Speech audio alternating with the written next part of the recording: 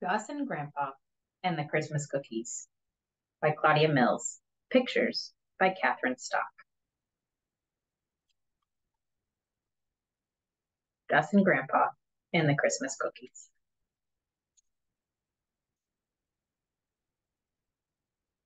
Busy baking. Christmas was coming. Gus and Grandpa were baking cookies at Grandpa's house. Gus watched as Grandpa rolled out the cookie dough with a heavy wooden rolling pin. The dough stuck to the counter. "Hey," Grandpa said to the dough, "stop that sticking." Gus sprinkled more flour on the counter. Grandpa sprinkled more flour on the rolling pin. Outside the window, the snow was falling like the flour sifted from the sky.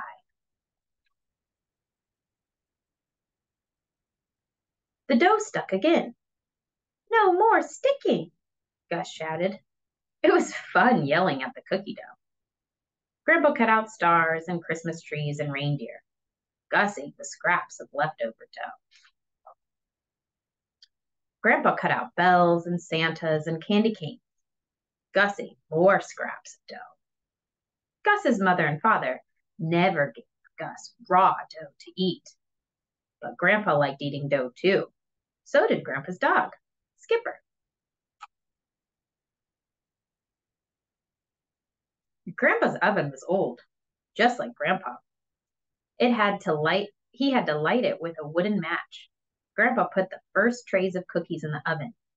Gus set the timer for 10 minutes.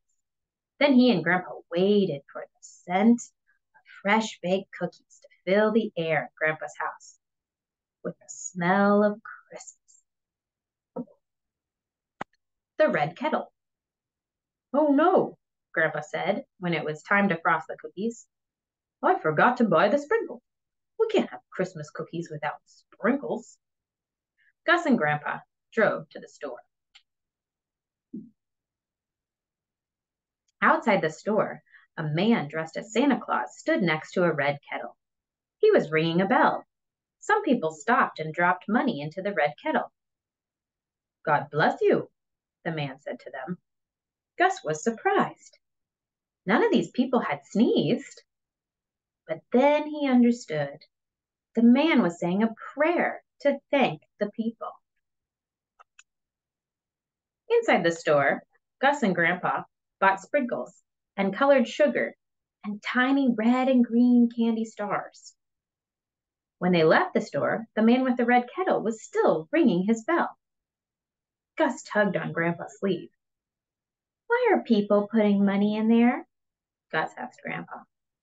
"The man will give the money in the kettle to children who don't have enough food to eat, or warm clothes to wear, or toys for Christmas," Grandpa said. Gus reached into his pocket.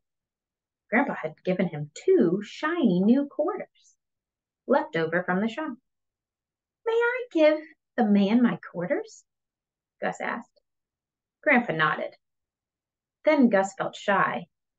He didn't know if 2 quarters was the right amount to put into the kettle. A woman wearing a blue coat put $1 in the kettle. "God bless you," said the man told her. He kept ringing his bell. The man say "God bless you" to Gus too? "Go on," Grandpa said. He gave Gus a gentle nudge. Gus walked forward. He dropped his quarters into the kettle one by one. "God bless you," the man told him. Gus ran back to Grandpa. He took Grandpa's hand, and he hoped his quarters would be enough to buy other children some Christmas cookies with sprinkles and colored sugar and tiny red and green candy stars on top. Too many cookies. Back home, again, Grandpa and Gus frosted the cookies with red and green and white frosting. They put decorations all over them. It took a long time. Finally, the cookies were done. Gus had never seen such beautiful cookies. Then the doorbell rang. Gus went with Grandpa to answer it. It was Mrs. Wren, who lived next door in the blue house.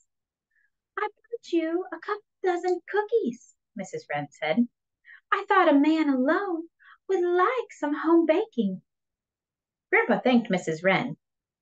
He did not tell her that he already had 6 dozen cookies spread out on the kitchen table. 10 minutes later, the doorbell rang again. It was Mrs. Perry, who lived next door in the brown house. I've been baking Christmas cookies, Mrs. Perry said. I baked an extra 2 dozen just for you. Grandpa thanked Mrs. Perry. He did not tell her that he already had 6 dozen cookies on his kitchen table, plus 2 dozen cookies from Mrs. Wren.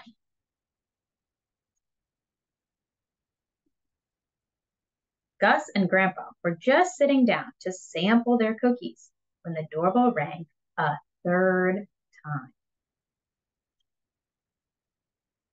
It was Mrs. Tucker, who lived behind Grandpa in the gray house. It's cookie time, Mrs. Tucker said. You have to have some home-baked cookies at Christmas. Grandpa thanked Mrs. Tucker for her 2 dozen cookies. He did not tell her that he already had 6 dozen cookies on his kitchen table, plus 2 dozen cookies from Mrs. Wren and 2 dozen cookies from Mrs. Perry. After Mrs. Tucker left, Gus and Grandpa looked at each other. I guess those good ladies don't figure that a man can bake, Grandpa said. What are we going to do with all these cookies, Gus? How many dozen cookies can one man and one boy eat? God bless you. What could they do with 12 dozen cookies? Gus tried to think. They could give some to Gus's parents. But Gus's mother liked to bake her own Christmas cookies. They could feed some cookies to Skipper. Skipper liked cookies, but he liked bones more. Gus thought and thought. Suddenly, he had an idea. Do you think the man with the red kettle would give our cookies to the same children who are getting my quarters? Let's go find out, Grandpa said. Gus helped Grandpa put the cookies that they had made in a great big pile in a cardboard box. Then Gus and Grandpa drove back to the store. It was growing dark, but the man with the red kettle was still outside, ringing his bell. Could you use 6 dozen fresh-baked, homemade Christmas cookies? Grandpa asked him.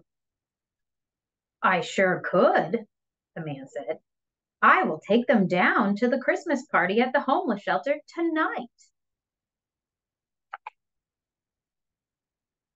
Gus and Grandpa brought the big box of cookies from the car. Here they are, Gus said to the man. God bless you, the man said to Gus and Grandpa. Gus felt warm inside, even though it was still snowing. Then Gus and Grandpa drove home together, past twinkling Christmas lights shining brightly through the falling snow. The end.